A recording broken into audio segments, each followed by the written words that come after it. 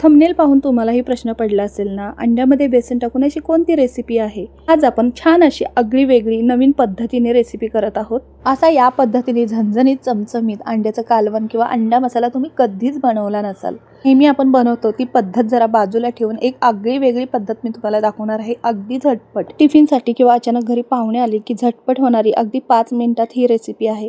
जास्त कोणताही घाट न घालता घरच्या साहित्यामध्ये जास्तीचं वेगळं काही वाटण घाटण नाही बरं का. चला तर मग करूया सुरुवात. आता त्यासाठी 6 अंडी घेतलेली आहेत. अंडी आपल्याला उकडवून घ्यायचं आहे आणि त्यासाठी पसरट भांडे घ्यायचं आहे.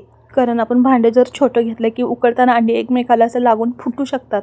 अंडी उकडताना ह्यामध्ये 1 चमचा मीठ घालायचं. मीठ घातल्यामुळे अंड्याची जी साल आहे ते व्यवस्थित निघतात. त्याचबरोबर अंडीही फुटत नाहीत.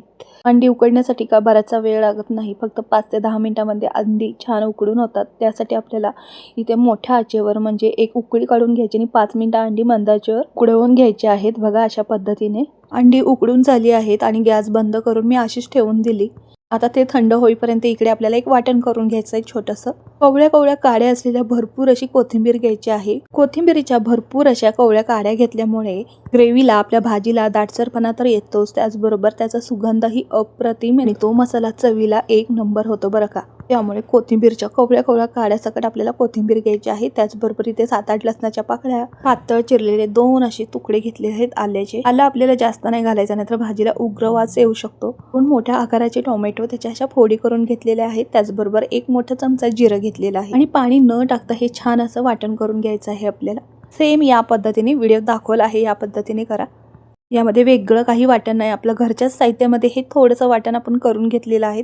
मी सांगते म्हणून या पद्धतीने या वाटणामध्ये एकदा ही अंड्याची रेसिपी म्हणजेच अंडा मसाला करूनच पहा. आता काय करायचं आहे, कढईमध्ये 3 पळी तेल घालायचं आहे. तेल तापल्यानंतर एक मोठ्या आकाराचा कांदा बारीक चिरलेला यामध्ये टाकून 1 मिनिटभर छान असा खरपूस परतवून घ्यायचा आहे. कांदा मात्र आपल्याला 1 मिनिटभर छान असं मंद आचेवर खरपूस असा परतवून घ्यायचा आहे. आठवड्यातून एकदा तरी मी अंडा मसाला करतेच.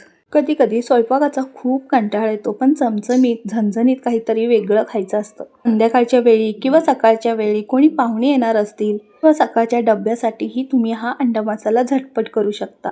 कांदा परतत असतानाच ह्या पूर्ण भाजीच्या चवीचं इथं मी मीठ घातलेलं आहे.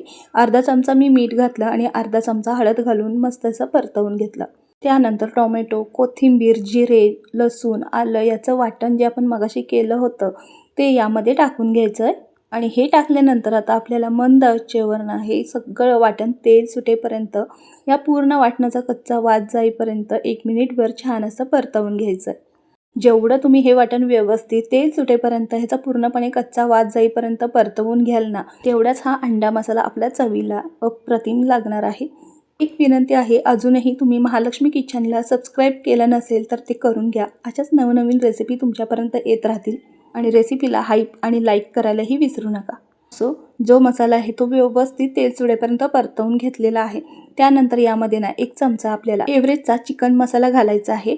त्याचबरोबर 1 चमचा किचन किंग मसाला घालायचा आहे आणि 1 चमचा मोठा इथे बेसन घालायचं आहे. बेसन मात्र आवर्जून घाला. बेसनाने या अंड्या मसाला इतकी भारी चव येते ना, काय सांगू तुम्हाला. जगातला कोणताही मसाला घातल्यानंतर एवढी चव येत नाही. एवढा छान गावरान चवीचा अंडा मसाला आपला तयार होतो.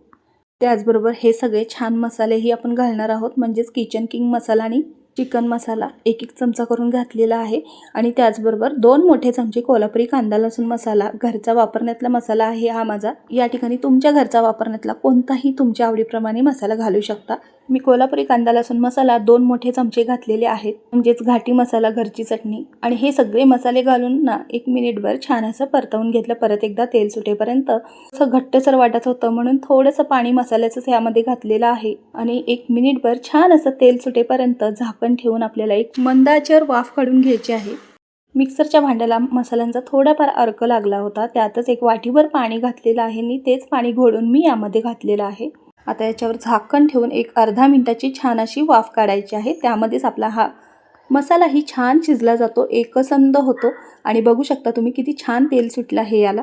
आता परत हे सगळं व्यवस्थित एकत्र करून घेतलं आणि मगाशी जी आपण उकडून ठेवलेली अंडी आहे ना, त्याला सुरीच्या साहाय्याने अशा चिरा पाडून घेतलेल्या आहेत आणि ह्या अंडी आपण यामध्ये घातलेल्या आहेत. तुम्हाला माहिती आहे का, जर अंड्याला अशा चिरा पाडल्या ना पूर्णपणे आतपर्यंत मसाला छान जातो. आणि कसं आहे, जर तुम्हाला हे तेलामध्ये आधीच फ्राय करून घ्यायचं असेल तर तुम्ही घेऊ शकता, पण याची काहीच गरज मला वाटत नाही. असंच आपण मसाल्यांमध्ये चिरा पाडून घातलं तरी पण आतपर्यंत अंडा मसाला छान मुरला जातो. म्हणजेच एका वाफेतच अंड्याच्या आतपर्यंत मसाला छान मुरला जातो. काही जण काय करतात, तेलामध्ये आधीच अंडी ना अशा चिरा पाडून तेल, चटणी, मिठावर ना परतवून घेतात. तशी काहीच करायची गरज नाही. जर तुम्हाला करायचं असेल तर तुम्ही नेहमीप्रमाणे तुमच्या करू शकता. पण मी सांगते म्हणून या पद्धतीने एकदा नक्की करून पहा. अगदी झटपट आणि अप्रतिम चवीची रेसिपी आहे आपली अंड्याची ही. अंडी मसाल्यांमध्ये टाकल्यानंतर 1 मिनिटाची छान अशी मंद आचेवर वाफ काढून घेतलेली आहे झाकण ठेवून. बघू शकता मस्त असं सगळ्या बाजूने तेल सुटलं आहे. रंग बघा अंड्या मसाल्याचा किती सुंदर आला आहे. बघताच क्षणी भूक लागते आणि 2 घास जास्तीचे कोणतंही वेगळं वाटण न घालता अगदी साध्या आणि पारंपरिक पद्धतीने बेसनामध्ये ही आपण रेसिपी केली आहे.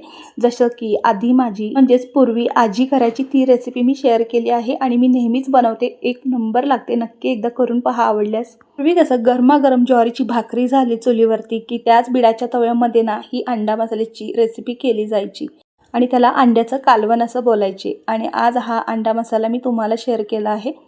तर आवडल्यास लाईक करा, सबस्क्राईब करा आणि तुमच्या मित्रमंडळींना रेसिपी शेअर करा. तुम्ही ही एकदा नक्की या पद्धतीने करून पहा. पोट भरेल पण मन भरणार नाही. इतकी छान रेसिपी शेअर केली आहे. एकदा नक्की करा, आवडेल तुम्हाला. नेहमीचा अंडा मसाला विसराल आणि याच पद्धतीने नेहमी बनवाल एवढी मात्र खात्री देते. अशाच छान छान पारंपरिक घरच्या चवीच्या रेसिपीसाठी महालक्ष्मी किचनला नक्की फॉलो करा, सबस्क्राईब करा. धन्यवाद.